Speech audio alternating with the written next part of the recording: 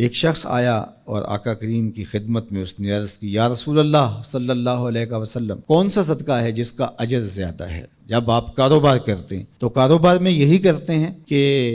میں انویسٹمنٹ وہاں کروں جہاں نفع زیادہ آئے، تو یہ بھی اللہ سے تجارت ہے، ایسی تجارت جس میں نقصان نہیں ہے۔ نقصان تو یہ طے ہے نہیں ہوگا،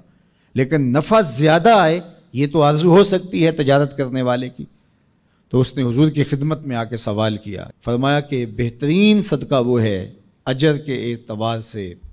فضل و شرف کے اعتبار سے، اس حالت کے اندر کہ جب تو تندرست ہو، صحیح ہو، اور تجھے مال کی ضرورت اور حاجت اور لالچ بھی ہو، اور تجھے یہ دھڑکا بھی ہو کہ اگر میں نے خرچ کر دیا تو میرا کیا بنے گا، خرچ کر دیا تو میں کہیں فقیر نہ ہو جاؤں، حالات ایسے چل رہے ہوں،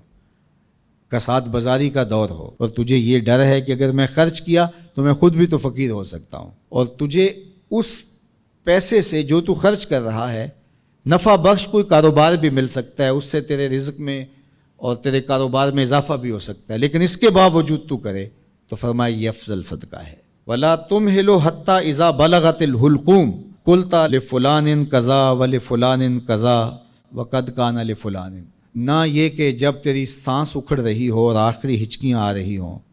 اور سانس حلق کے قریب پہنچ گئی ہو، اور پھر تو کہے یہ میرا مال فلاں کو دے دینا، اتنا فلاں کو دے دینا، اتنا فلاں کو دے دینا۔ اللہ کے محبوب نے فرمایا تو نہ بھی کہتا تو یہ پھر بھی تیرا نہیں ہے، اب تو سب کو چھوڑ کے جا رہا ہے۔ تو بہترین صدقہ وہ ہے کہ جو اس حالت میں کیا جائے جب بندہ خود تندرست ہو، اس کو مال کی ضرورت ہو، اس مال سے عیش و عشرت کر سکتا ہو۔ عمومی طور پہ جوانی کے ایام کے اندر بندہ کہتا ہے یہ جوڑنے کا وقت ہے، حالانکہ اس وقت افضل صدقے کا وقت ہوتا ہے۔ خدا کی راہ میں خرچ کرو، خدا نے یہ نہیں کہا کہ سارا ہی خرچ کر دو، یہ تو کسی کو اعزاز ملتا ہے، یہ تو صدیق اکبر کا اعزاز ہے۔ حضور علیہ السلام کی خدمت میں ایک اور شخص بھی آئے اور انہوں نے بھی سارا مال دینا چاہا، تو آقا کریم نے فرمایا نہیں، سارا خرچ نہیں کرو، اپنے بچوں کے لیے بھی رکھ لو۔ یہ اعزاز صرف حضرت ابوبکر صدیق رضی اللہ تعالیٰ عنہ کو دیا۔ اللہ اکبر۔ کہا کہ میرے دیے ہوئے سے کچھ دو،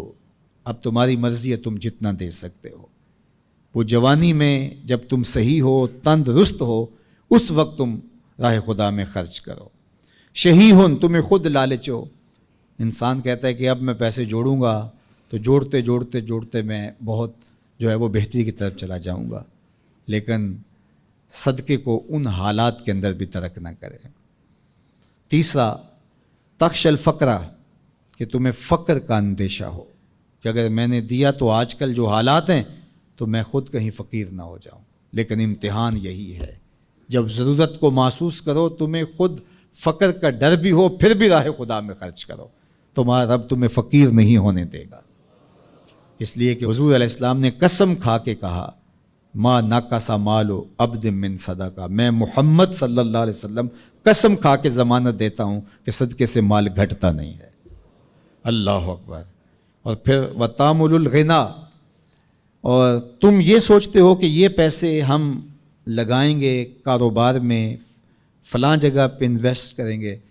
تو بہت سارا نفع آ جائے گا، بندہ بعض کا یہ سوچتا ہے اس نفع سے پھر دے دوں گا۔ اور میں نے دیکھا ہے کئی لوگ ساری زندگی ایسے کاٹ دیتے ہیں کہ اتنے ہوں گے تو دوں گا، نہ اتنے ہوتے ہیں نہ وہ دیتا ہے، کیونکہ یہ لالچ ختم ہی نہیں ہوتا۔